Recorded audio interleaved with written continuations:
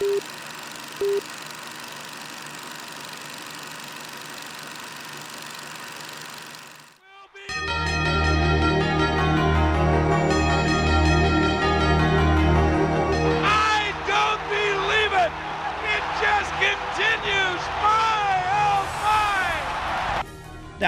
if you want to crown them, then crown their ass. But they are who we thought they were, and we let them off the hook. Shannon! Don't want to foul! Shannon from the corner! And it's over! Gonzaga! The flipper still fits! I mean, listen, we talking about practice. Not a game. We talking about practice.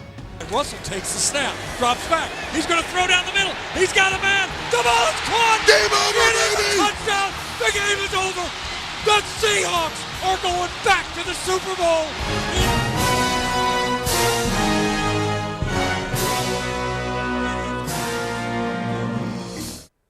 Hello and welcome back to the same locker room, newly redesigned. I am your host, Justin Reed, and I am with my new and permanent co-host, Andrew Tenney here. We are going to be a little different than what the show used to be.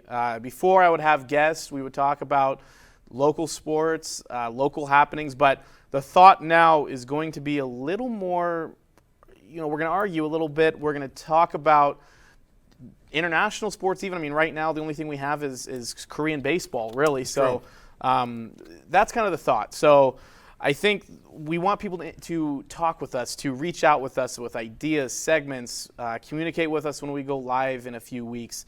It's going to be fun. I think the thought is to make this more of your stereotypical standard sports show that you see on TV right now, and I think it's going to be a lot of fun. So we'll see how this all goes. But, I mean, it's been good so far. We're about 30 seconds in, and yeah, we are. We're doing it, pretty right? good. Yeah.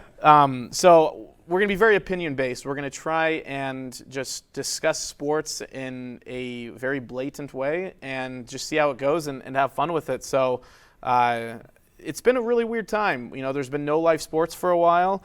Yeah. I've played sports games. That's about all I've been able to do and pretended that it's live. I mean, the quality's decent, but it's still not live sports. So what did you do? What have you been trying to do to just survive until this all blows over, whenever that might be? Yeah, well, I mean, first I just want to start by saying that I'm super stoked to be here finally. I mean, this has kind of been in the works since late February. A long time. And then sports ceased to exist. Yep. They're kind of starting to make their way back. But yeah, I'm stoked to be here with our matching cute little Surface computers. Shout out Microsoft. Yep, there we go. But it was a really hard adjustment at first. It was really bad. And of course, all the conversation centered around COVID, as they're circling around different topics at the moment that aren't exactly sports related. But been watching, obviously the Jordan doc was a heaven send.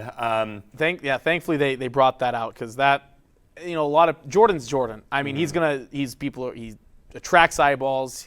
His shoes are popular. I mean, he's a guy that just throughout history has been a stud. He's kind of, that's what Ken Griffey was when he first got into the league. I mean, he's the guy.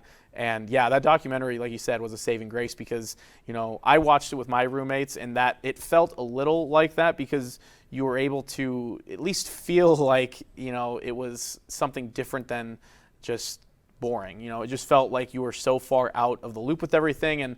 And yeah, I really liked it. I thought it did a great job at just opening people's eyes to what that Bulls, franchise was at that time, going from essentially nobody. Yep. They hadn't been good in years. Yep. And it just exploded, and it exploded because of Jordan. So I mean, what were some of your thoughts? What were some of the things that really were just like, I've never heard about that, or that's really good for people to know, or anything like that? Yeah, I mean, just starting from the standpoint of the concept, it was cool just the fact that it was an event that everybody at the same time across the country was tuning into, like we would a live sporting event. So in that sense, it was nice that was an event that we could all share and participate in.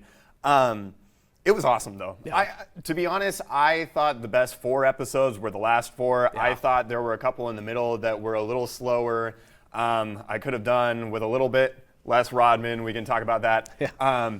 But it was really good because obviously I wasn't alive to see him play. My first exposure to him was Space Jam. Yep. And as the owner of the Charlotte Bobcats and Charlotte Hornets, or the GM owner, has not been great. So it was great to see him in his prime. You kind of wonder while you're watching it, is like, did he ever miss a shot? Yeah. Like, he missed shots, right? They did a really good job at making him look perfect. And now, don't get me wrong, I love Jordan. I love the highlights, everything he's done for the sport. We all know he wasn't perfect, and there were definitely things that came up. One thing that's fascinating for me, at least, is I was just born when all of this, when the Sonics played the Bulls in the NBA. 96. Exactly. Yeah. And so I actually found an old tape that my parents had recorded of that game. Oh, really? And I found it as I was backing up home videos, and I saw this, and I actually sat down and I watched the entire terrible quality recorded VHS tape of it. And that was just about 2 years ago. So it was really nice to see, like you said, the last 4 episodes were definitely the best. They got into the Sonics a little bit there, and it was really fun hearing them banter a little bit. Gary Payton came on and talked about how he guarded Jordan so well throughout his career, and then Jordan just happened to brush off as if that wasn't the case. He's watching on the iPad, and he's just sitting there laughing. It's like, Jordan, you sure about that? And then, I went, and the Seattle Times did a little story about it and showed how he stacked up against Jordan, and he did a really good job at locking Jordan down throughout his career, but specifically in that series when they were climbing back and were able to get those 2 games back after being down. It was 3-0, right? Yeah, 3-0. They made it competitive, and that was the biggest thing. Is they weren't supposed to win. They shouldn't have won, but at least they didn't get swept like plenty of teams before them had against the Bulls. So, that was really great. I think the other thing, I knew about the background a little bit on his gambling, and I knew some of the background about Pippen and not being exactly who, because on the surface, Pippen looks great. He looks like the stereotypical awesome franchise guy, but there were a few moments where he wasn't quite the guy that at least I thought he was. And then Rodman being Rodman. I mean, he's a guy who he's recognizable. His hair, his everything he has going on his face. I mean, his interactions with North Korea now. I mean, everybody knows Dennis Rodman. Because he's crazy. What were some of your thoughts in Rodman and what he was like as a Bull and before as a Bull? So, I mean, it's kind of a retroactive take because obviously I wasn't there for any of it, but I know listening to a lot of people that were avid sports fans and consumers of the NBA at the time, he wasn't actually all that interesting just because he dated Madonna and colored his hair differently for every game. He wasn't somebody that was very philosophical or thought-provoking or, someone like a CJ McCollum or someone that you actually wanted to hear from. It was more just the aesthetic of him. And, I mean, again, I didn't see this happen live, but the majority of people that were watching in the 90s, his reputation outside of, or off the court rather, people were really tired of him, and you saw him flame out super quickly after his stint, with the Bulls in those 3 years, and he went to LA, and I don't even think he finished the season with them. You can check me on that, but a lot of Rodman hype, and I guess it's cool, and especially if you don't really have any further context about what was going on at the time in the league surrounding him and his previous stint before he got to the Bulls at San Antonio, that flamed out super quickly, did not work out at all. And you never hear about that either. Exactly. You only hear about Dennis Rodman as a Bull. Right. And is that because of the titles he won? Probably. I mean, a lot of those guys are, I didn't really know who Steve Kerr was, but he was on those title-winning teams. And obviously now everyone knows who Steve Kerr was. Right. Poor Craig Elo isn't really known except for the fact that he got shot over in that game. And can we also just say while we're doing that, okay, first of all, he defended the shot well. Oh, it was really it's the classic adage of in basketball, great offense will always beat great defense. 2, he made the layup. Yeah, he did. Right before then. He also played one of the greatest games of his life. And, of course, that is all he'll ever be remembered for. So that kind of ties into what I want to talk about next. So we've only had replays of games, really. Right. One thing that I have yet to watch that you said that you've watched, one thing that I have yet to watch, even though I've told myself and my buddy and I have this agreement that we're going to watch in its entirety someday, but I just can't get myself to do it, was Super Bowl 49. Seahawks lose to the Patriots, and excruciatingly painful, mental scarring forever. is something that ties into that. And that's Jermaine Kearse's catch leading down to that interception. And same kind of concept is no one's going to remember that play, even though it was one of the top probably top catches of NFL history had they won that game. So I didn't watch that over the break. You want to call it a break, but it's more of like a forced seizure of our sports. But you said you watched that along with other things. What are some of the other things that you did during this time to get away from the madness that's the quote unquote real world right now? Well, the real world madness was one thing I couldn't get away from, but the other thing I couldn't get away from was Super Bowl 49. It's all over the place because NFL Network has their top 100 list, top 100 plays, players, games. It's up there in the top 10 for best games ever. Also, the Malcolm Butler interception is up there for one of the top plays ever. So I saw, not exaggerating, probably like 7 or 8 times over the course of the past couple months. But a lot of classic basketball games. 2013, 2014, Miami and San Antonio, Game 6 in 2013 with Ray Allen hitting the shot after LeBron bricking it and Chris Bosh. I love Ray Allen. Yeah. I love Ray Allen, and like you said, seeing those kind of things, even though it's awesome and still fun, it always just hurts because that's another thing that goes back to Ray Allen makes me think of the Sonics, and the Sonics not being here makes me sad. Just like Super Bowl 49 makes me sad. So every single time you see those highlights, it's like, yeah, that's awesome. Too bad that was a incredibly sad and awful moment in my life. And you always think it's going to go differently too watching it because San Antonio was up double digits, I think even late into the fourth quarter.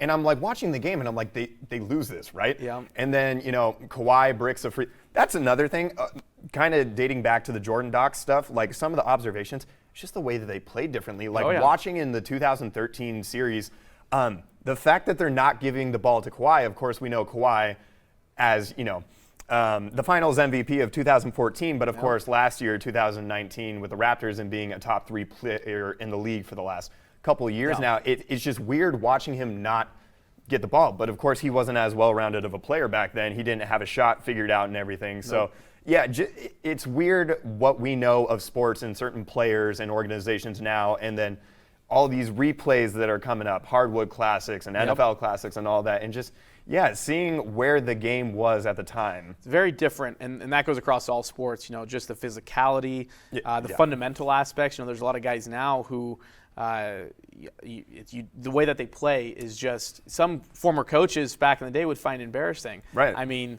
it's very odd. Yeah, I have watched a few. I watched the Mariners 95 series against the Yankees. I saw highlights of when the Seahawks won the Super Bowl. I mean, there's a few things I definitely watched, but it's always so hard because it's a little bit of a tease. You see these quote-unquote live sports. You see these replays of these live games, and they're trying to make them feel live, and it just doesn't quite do it. So one of the things that I really enjoy, and ESPN has done a few more times since we've been in this kind of lockdown, is their ESPN The Ocho. And that plays back all the way to Dodgeball and Underdog Story, and they make fun of ESPN in their naming. But that's a killer time. I mean, they have Dodgeball on there. They have the most ridiculous, so you want to call them sports? I don't know, recreational. Do you want to events? call them sports? Can we call them sports? Let's call them sports for the sake of this next little segment here. Right. Probably my 2 favorite ones to watch, probably because I play them more often in a competitive mode than anything else, is cornhole and spikeball. Both, one has probably more history. One has really taken the world by storm in the last few years. To say the least, yeah. So if you had to pick one, what are you playing? Playing, or not watching. What are you playing or watching? Is it different?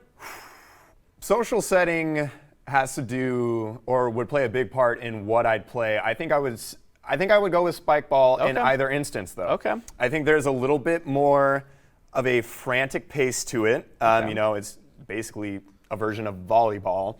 You got the team element. I guess there's that in cornhole too. But spikeball, just the frantic aspect of it, and there's just a little bit more athleticism, so to speak, involved. A little bit more movement. Yeah, like you have people. I mean, you're running around this net, and you have to know who's on each side of you. Like you have to have better awareness, I guess. True. In spikeball, that's fair. Those are all good points. They're wrong in terms of your final. Tell me why. Yeah. Cornhole is, if we're talking sports, and we live in the United States. cornhole is you can't get any more American than that. You have a beer in one hand, you have a red Solo cup, whatever you have in that hand, I guess, and you're tossing bags of corn onto a wood board.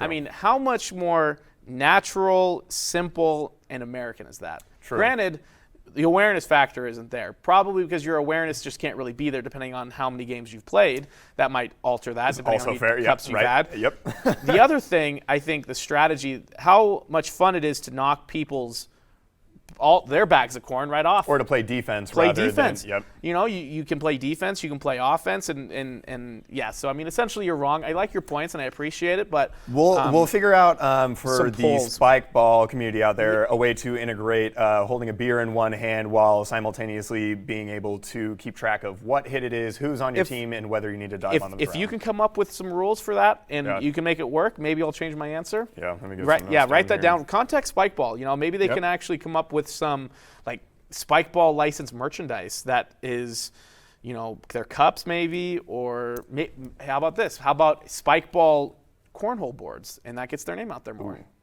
Maybe. We're a show full of ideas here if you haven't gotten the sense of that already. We really do. So if you have more ideas for us, I mean, we work through this stuff. We're marketing experts, of course. You know, we can take your business from 0 to 100 just like that. We're not just sports, even though we pretend to like that. But that kind of gives you a good idea of what our show is going to be like, how we want to go about this. I think the one thing that we're really going to try and integrate as we get closer to live sports is you. And a lot of that just has to come from the fact that, now, Andrew's a great guy and all, but I mean, I have to sit this close to him and be around him and talk about the show. I want to talk with some other people. Yeah. I mean, he's not that interesting, I promise. No, he's a good guy, and it's going to be a lot of fun. I hope moving forward we can really do some special things with this. But definitely catch us the rest of the month of June. We'll be here, so we're in the middle of putting content out. Yes. Because we know kind of the current state of live sports, and we might get to that in our next show, but we'll figure out some segments, some debates, some topics of discussion that aren't reliant on the actual events themselves. We're going to be live. We're going to try and be live at least every Monday, so keep an eye out for that. We're going to be at a consistent time, consistent day, so expect to see us, expect to interact with us. We'd love to hear from you, but definitely thank you for tuning into our first show, and we will see you all next time.